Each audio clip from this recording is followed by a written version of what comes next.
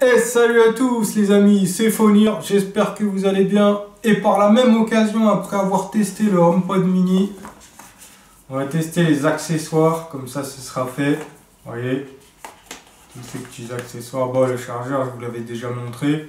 Il y en a un qui est vendu avec le HomePod mini déjà. Donc ça me fait deux chargeurs USB type C. Et après j'ai acheté ça. Je vais vous faire un plan en hauteur avec la caméra pour zoomer un peu sur les accessoires. Donc celle-ci, c'est la coque en cuir. Donc c'est la plus chère. Il y avait la coque en fait en plastique, mais le problème c'est que, vous voyez là, elle protégeait. En fait là par exemple, elle s'arrête ici quoi. Genre le plastique là, tac, il fait le contour et il s'arrête là. Vous voyez. Après il y avait la coque en silicone. Bah, c'est exactement la même que ça. Enfin, moi je les ai vus en photo vu que c'est le confinement. Donc j'hésitais après à choisir quelle coque. Et puis je me suis dit, la matière cuir quand même, c'est mieux que le silicone. Parce que c'est vrai que le silicone, bon, c'est antidérapant. Mais au toucher, quand on a les mains mouillées, mais même pour la glisser dans la poche, ça glisse pas aussi facilement qu'une coque en cuir. Donc je vais tout vous dire sur cette coque en cuir. Si vraiment ça vaut le coup de l'acheter ou s'il faut plutôt acheter une coque à Auchan ou Carrefour qu'on trouve à 20 € en plastique ou vraiment, ou Rhinoshield par exemple, ou sinon ou vraiment si cette coque en fait par exemple, je sais pas moi, elle a un bon toucher, elle est bien prise en main avec l'iPhone, parce que vous savez quand vous mettez la coque, des fois il y a les bords et tout qui ressortent, ça dépend des coques. Puis quoi d'autre? Ben, si vraiment en fait quand on a les mains un peu moites ou mouillées, est-ce que vraiment la coque, elle a, au niveau du ressenti, elle a un bon toucher. Est-ce qu'elle dérape en main? Voilà quoi. Est-ce qu'elle va durer dans les temps quoi? On va voir vraiment la matière de tout ça, de cette coque et comment elle va sur l'iPhone 12 mini. Donc c'est une coque spéciale pour iPhone 12 mini. Hein, parce qu'il y a les coques pour iPhone 12, iPhone 12 Pro, c'est les mêmes il me semble. Et après il y a l'iPhone pour 12 Pro Max quoi. Donc voilà. Mais je vous fais tout de suite ça et à tout de suite les amis. Donc les amis. Alors, j'ai pas encore testé l'HomePod, mais je ferai deux vidéos distinctes. Alors, je voulais vous parler de ce câble. Pourquoi? Vous voyez un peu emmêlé, hein, vous voyez, bah, c'est exactement le même câble qu'on avait avant des écouteurs, vous voyez. Sauf que celui-là, c'est une sortie Lightning et celui-ci, c'est exactement le même avec une prise, une sortie jack. Sauf que moi j'ai acheté ça parce que mes enceintes, mes grosses enceintes JBL, quand je connecte soit la carte son directement au MacBook Pro, ou sinon je relie en général pour éviter d'allumer la carte son. Je relie directement sur l'iPhone, mais le problème c'est qu'avec l'iPhone 12 mini, j'ai pas en fait la sortie. Vous voyez, la sortie elle y est pas, la prise jack. Bon, pour ceux qui le savent, donc vous savez qu'il faut prendre ça. Donc je vais vous montrer un petit peu ce que ça donne ça. C'est pas très cher, il me semble que c'est 10 € si je me rappelle bien. Voilà, donc on va ouvrir.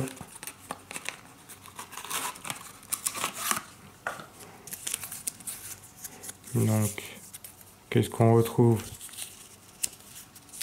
Les petites garanties, hein. Vous voyez. Donc j'ai vite regardé, hein. Là, je vous le redéballe en vidéo. Vous voyez comme c'est simple. Et c'est un petit câble. Bon bah ça, c'est ce genre de petit câble là, je pense qu'au bout d'un moment il risque de se déchirer ou de s'abîmer. Mais c'est pas très solide, hein. Après il va falloir faire attention, mais après le prix non plus c'est pas vraiment élevé, donc je pense que déjà là je vais en acheter plusieurs des comme ça, parce que même pour la voiture ça aurait été cool d'en avoir un.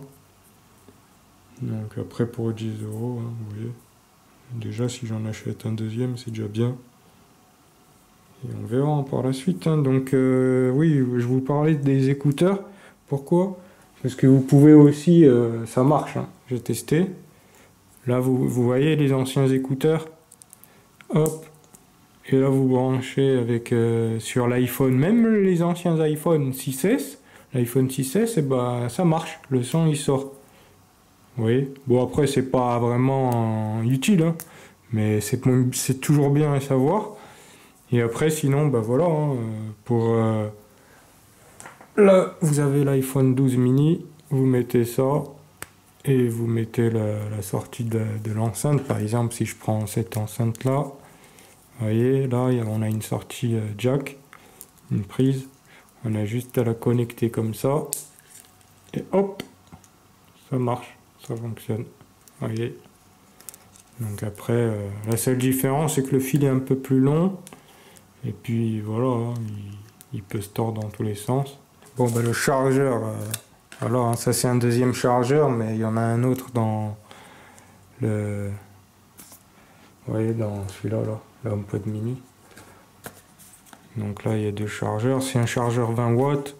Bien sûr, il recharge plus vite grâce à la prise USB-C.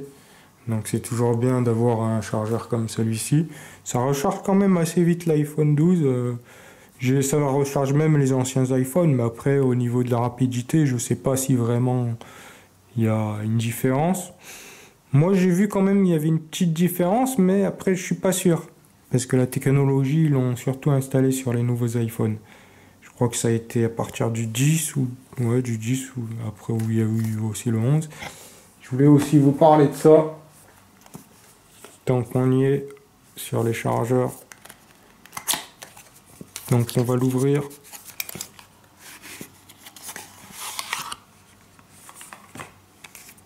Donc, vous voyez, c'est bien, franchement c'est bien fait. Tac, on décroche ça comme ça. Parce qu'avec la coque justement, elle est adaptée pour le chargeur MagSafe. Donc c'est un chargeur MagSafe comme on avait sur les MacBook Pro, les anciens, parce que maintenant c'est USB-C. Vous voyez, ça c'est aimanté. Vous mettez, ça s'aimante tout seul et hop, ça charge. Ça c'est vraiment cool. Je trouve que même si par exemple on avait le Mac comme ça et on passait en plein dans le fil, et ben ça, vu que c'était aimanté, ça, voilà, on n'avait pas le Mac qui, par exemple, qui tombait par terre. C'est vrai qu'avec les nouveaux chargeurs USB-C, c'est risqué parce que c'est pas aimanté quoi. Ça c'est dommage. Alors, pour l'instant, moi j'ai pas de nouveau Mac là, les derniers modèles. Par contre, j'ai vu que les tout derniers, c'était du lourd. Bon, ils reprennent le même esthétique que les anciens, sauf que la puce M1 là, ce qui paraît, elle est vraiment rapide. Même pour les montages vidéo, ça chauffe pas. Franchement, c'est du lourd. Donc ça, on va regarder. Donc vous voyez, vous mettez comme ça, et ça en fait, c'est genre c'est un peu mou, on dirait. Ouais, c'est fait en plastique, mais plastique, ouais, c'est mat. Quand on passe le doigt, c'est un peu râpeux. C'est pas, ça glisse pas. Et donc, bah voilà, hein, ça se colle. Hein. Vous voyez. Donc ça, c'est plutôt bien, je dirais, si vous l'avez sur un meuble ou sur le lit, par exemple. Imaginons qu'il est là, par exemple, sur le lit. Vous voyez. Tac, vous le posez comme ça et c'est bon. Ça charge. Par contre, moi, j'ai bientôt plus de batterie dans la vidéo, dans la caméra. Donc, je vais essayer d'aller un peu vite. Sinon, je ferai une deuxième vidéo. C'est pas grave, que je collerai dans... Je ferai un montage. Par contre, à ce niveau-là, on a de la ferraille. Faudrait que je teste si ça s'aimante sur le frigo. Là, vous voyez, ça marche pas. Donc, c'est que d'un côté. Après, que dire de plus? Ben après, je vais le brancher. Il faudrait déjà que je branche le chargeur.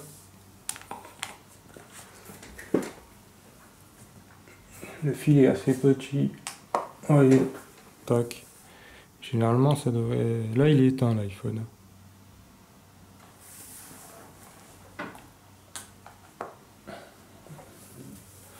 Voilà, il s'allume. Alors que les anciens, on pouvait les brancher, je pense que... Je sais plus s'ils s'allumaient les anciens, mais... Il fallait quand même appuyer sur le bouton, quoi, quand même. Enfin, quoique, ils s'allumaient aussi, ouais. Donc voilà, il s'allume. Vous voyez.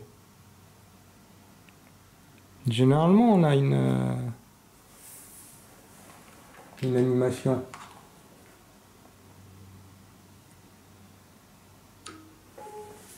Voilà, vous voyez. Donc c'est sympa, je trouve. C'est cool. Donc après, bon voilà, le seul inconvénient, c'est que le fil est petit. Peut-être qu'ils vont sortir un autre chargeur exactement pareil avec un fil un peu plus long. Peut-être qu'il y en a déjà sur le site, j'ai pas fait gaffe, mais moi en tout cas j'ai vu que celui-ci pour l'instant. Donc on verra par la suite. Hein. Après bon, voilà, hein, ça s'enlève facilement. Si jamais si je m'appelle, ça va trouver la vidéo.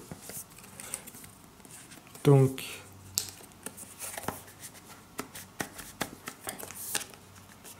voilà. Là on a la fameuse coque en cuir. Vous voyez. Non, il faut tirer, ok. Il y a des papiers avec, tac. Donc là on n'a rien d'autre. Hein. Vous voyez, il y a marqué tirer. Donc qu'est-ce qu'on retrouve? On retrouve, ok, on retrouve que ça, la petite garantie, la petite notice. Là. Ouais, même pas, c'est pas derrière la garantie, c'est la petite notice, je crois. Et après à l'intérieur, vous voyez, on a le cercle qui va venir s'aimanter de l'autre côté. Et là, on a un genre de velours. Donc vraiment, on voit que la coque en cuir est vraiment bien faite. Vous voyez. Ça, je sais pas si jamais par exemple on décide de le prendre sous la douche, qu'on écoute la musique avec l'iPhone, est-ce que cette coque vraiment elle va sous l'eau? Est-ce que ça risque pas de l'abîmer ou quoi? Ah, ça c'est à tester, mais à mon avis c'est pas fait pour. Hein. Après, elles sont vraiment bon, elles sont le cuir quoi. Mais pas le cuir, le pur cuir qu'on a dans une voiture. Après, c'est un genre de... Je sais pas si c'est vraiment un vrai cuir ou une imitation. C'est fait à base de cuir, à mon avis. Mais en même temps, il y a beaucoup de plastique. Vous voyez, déjà, on a les boutons là qui sont en plastique.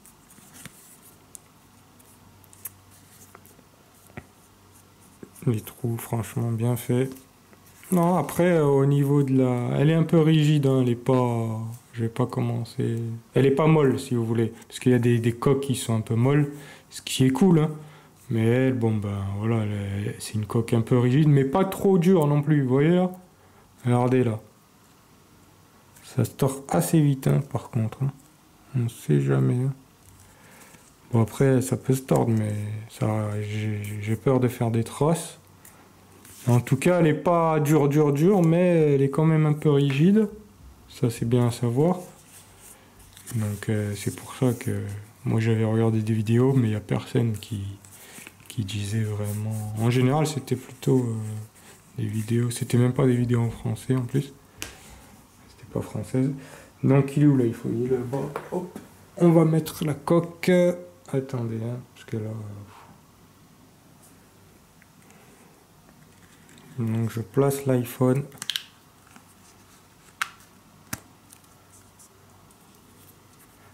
Il n'y a pas de rire, j'ai peur. C'est juste une petite trace. Donc voici la coque, ce qu'elle donne. Donc franchement nickel là. On peut venir brancher le câble. Ça c'est quoi? C'est le gros câble? Ouais, ça c'est le gros câble. Quoique non, ça c'est le petit câble. Parce qu'en fait, ouais, voilà. Si vous voyez les anciens câbles, ils sont plus petits, vous voyez là. Il prend pas tout le tour. Par contre, les nouveaux câbles avec la sortie USB-C vers Lightning, il est un peu plus gros. Bon là en vidéo je sais pas si vous allez bien le voir, mais moi en tout cas je le vois. Oh, il s'est allumé ou quoi? Je l'avais éteint. Putain, pourtant il n'est même pas branché le câble. Hein. Je me demande comment il a fait pour s'allumer ce téléphone, il s'allume tout seul.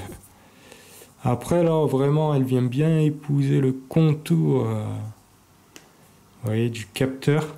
Ce qui est cool parce que quand vous allez le poser, eh ben, ça va éviter toute rayure au niveau des deux capteurs.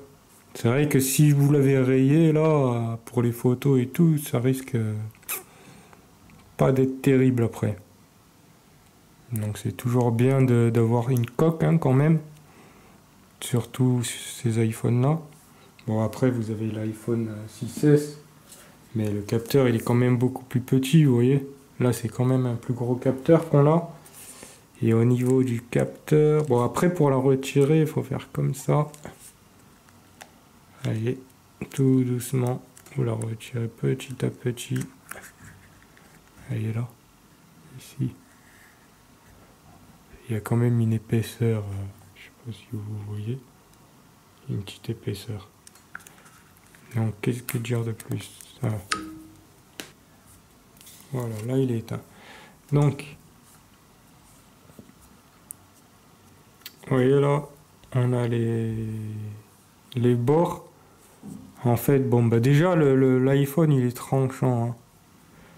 Et là on a les bords. Après ils sont pas rentrés, vous voyez, ils sortent un peu. Bon ça c'est un petit inconvénient mais c'est léger. Hein. Sinon au niveau de la prise en main, franchement, bah je pense que c'est mieux avec, clairement. Parce que c'est vrai que bon là par contre, à ce niveau-là, vous voyez là, c'est assez compliqué pour les boutons. Après sinon les boutons ils sont vraiment bien. Vous voyez, on ressent bien le toucher, franchement ils sont faciles. C'est facile à appuyer. Et à ce niveau-là, par contre, le seul inconvénient c'est ça. Voilà, avec le pouce on peut plus. Hein. Parce qu'avec l'iPhone, vous voyez là, l'iPhone 6S, hop, on pouvait. Après, même sans la coque, il me semble que c'est assez compliqué. Mais si vous avez des ongles, bon là, j'ai pas trop d'ongles, vous voyez. Mais là, déjà avec le pouce, je peux, mais ça risque de marquer la coque. Avec le petit index, ou vous voyez là, on peut comme ça. Sinon, si vraiment vous avez des gros doigts, vous utilisez le petit doigt. Bon, après, c'est assez compliqué. Hein. Je vous conseille plutôt ce doigt-là. Sinon, le pouce, pour les femmes qui ont des ongles.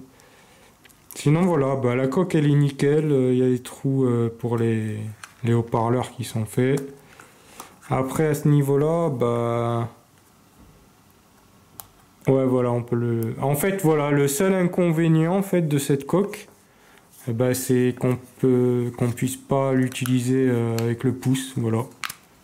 Après il faut vraiment insister pour l'utiliser. Ouais, c'est le seul inconvénient. Malheureusement.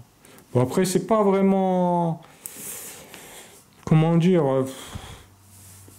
c'est pas vraiment un gros inconvénient parce que si vraiment on veut baisser le machin, on peut le faire avec l'ongle comme ça ou avec l'index ou quoi, mais c'est vrai que quand on l'a en main comme ça et qu'on veut baisser le truc pour mettre le mode vibreur, ben on peut pas.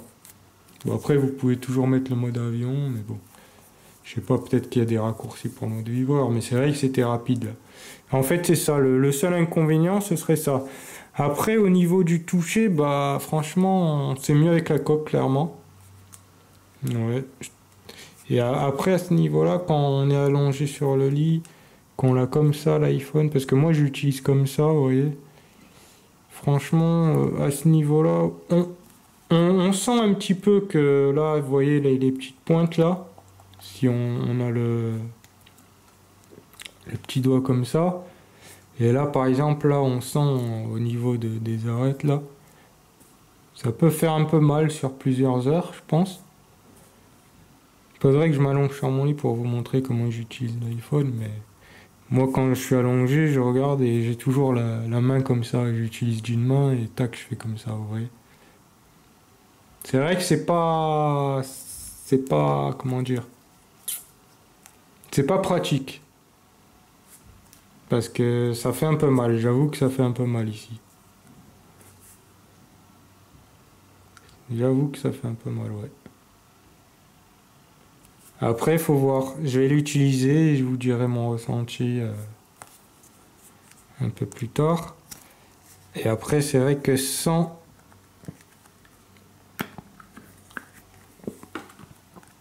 sans, ça fait moins mal. Par contre, l'iPhone, après, vous voyez, là, il est tranchant. Donc, ça peut faire aussi un petit peu mal au doigt au bout d'un moment. Surtout là. Vous voyez, là, par exemple, quand j'utilise d'une main, quand je l'ai comme ça,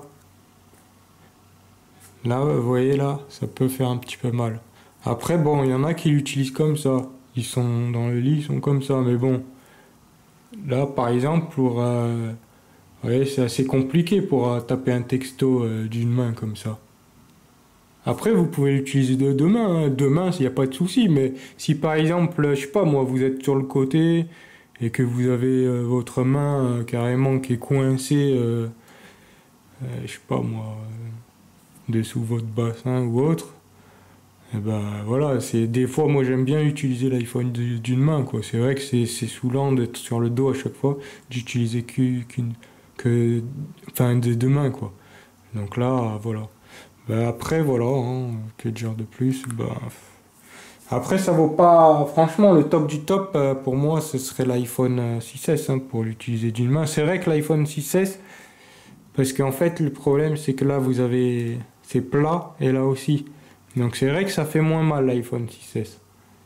Ça doit être pareil pour les iPhone 7, 8, 10, 11... Après, le truc, c'est que l'iPhone est plus grand, donc au bout d'un moment, c'est vrai que c'est pas forcément pratique parce qu'il faut toujours appuyer deux fois là. Après, moi, j'ai trouvé une astuce pour celui-là, parce que celui-là, en fait, je vous ferai une prochaine vidéo où c'est vrai que c'est assez compliqué d'appuyer comme ça pour faire descendre le truc. Des fois, ça marche pas. Mais moi, j'ai une astuce, je vous ferai une astuce sur les caractéristiques et les petits ajouts que j'ai rajoutés pour faciliter justement l'utilisation de l'iPhone quoi. Bon, voilà, j'ai bien testé et, ouais en fait c'est vraiment sur plusieurs heures d'utilisation il me semble que ça puisse faire un petit peu mal au doigt.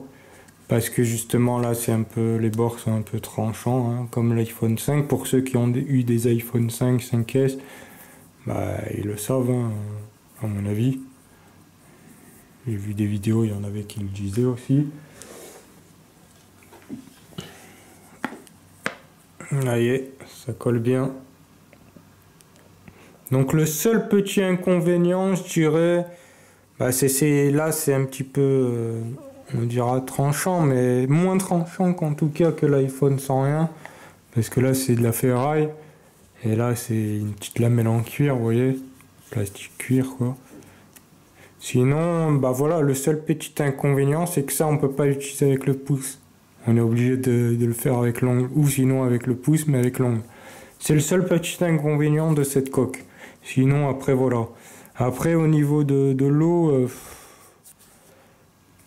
je pourrais toujours mettre de l'eau, mais ça risque de tremper un petit peu tout ça là. Je peux mettre un peu de salive déjà. Ça fait un petit peu... Le problème c'est qu'en fait si je mets de l'eau sur l'iPhone, après ça va couler. Hein. Je sais pas si ça peut gonfler, hein. Mais c'est à éviter je pense. Hein. Là ici c'est pas grave. Parce que là, ça peut vite s'essuyer. Mais c'est vrai qu'ici, le problème, vu que c'est en velours, enfin c'est une sorte de velours, ça peut quand même s'abîmer et peut-être, ouais, ça peut gonfler, je pense. On sait jamais avec l'eau, vous voyez. Peut-être pas sur la première utilisation, mais si vous en faites plusieurs de douche avec la coque... ça reste à voir. Je ferai une vidéo, peut-être que je mettrai un petit peu d'eau. Enfin, pas un petit peu. Après, je vais pas forcer, je vais pas mettre de l'eau directement, mais je mouillerai un petit peu la coque vite fait. Mais je vous dirai ça dans les prochaines vidéos. Parce que là, sinon, la vidéo sera trop longue et tout ça. Mais sinon, voilà, ça colle bien, hein, vous voyez. Franchement, il n'y a rien à dire. Bon, bah là, il n'y a pas l'iPhone qui est pris. Si vous voulez, je peux mettre l'iPhone. Sinon, au niveau de là, bah, le câble, franchement... Après, le plus cher, bah, vous voyez, là, ça tombe pas. Après, je vais pas non plus forcer. Et puis, ça peut faire une petite auréole au fur et à mesure sur un an, je pense. Je sais pas, non, je pense pas, quoique... Parce qu'il y a quand même ça qui protège, mais on sait jamais. Mais c'est vrai qu'avec la coque, ben, vous n'aurez pas d'auréole. Là, vous êtes sûr de ne pas avoir d'auréole vu que vous avez la coque. Après, voilà, hein, si je mets la coque aussi avec. L'auréole se met facilement. Après, pour l'enlever, il faut pousser avec ça ici. Vous voyez, ça se fixe peu bien. Après, il faut pas non plus, à mon avis, faire ça, parce que sinon, ça risque de... L'iPhone risque de tomber. J'aurais pu vous le faire sur le lit, hein, si vous voulez. Je peux vous le faire comme ça.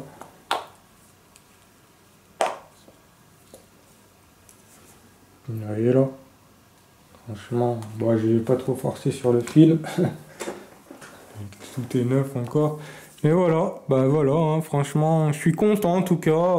Je vais pas la rendre, la coque, je vais la garder, parce que au moins, même s'il tombe un jour, bah, il est protégé, quoi. Il y a plus de chances qu'il lui arrive rien avec la coque plutôt que sans la coque. Et franchement, je la trouve vraiment top. Je suis pas déçu d'avoir investi, je suis plutôt content d'avoir investi dans cette coque. Parce qu'au début, je me disais, soit j'achète une coque à 10 ou 20 euros sur Internet, ou à Auchan, ou Carrefour. Finalement, je suis content d'avoir cette coque. Franchement bien, la prise en main, je trouve que on sent moins les bords tranchants. Et sur plusieurs heures d'utilisation, bah, ça va faire le taf. J'ai bientôt plus de batterie dans la caméra. Et puis ça, je suis content aussi. Par contre, je trouve que c'est un peu cher et que le fil il est un peu court. Voilà, sinon franchement, ça c'est pratique. Et voilà. Bah, moi, je vous dis à plus pour une prochaine vidéo. Je vais faire le test là du mini HomePod. Et voilà. Hein. Et n'hésitez pas à partager, à commenter. Si vous avez des questions, je vous répondrai dans les commentaires. Et peace la famille. À la prochaine. C'était Fonir.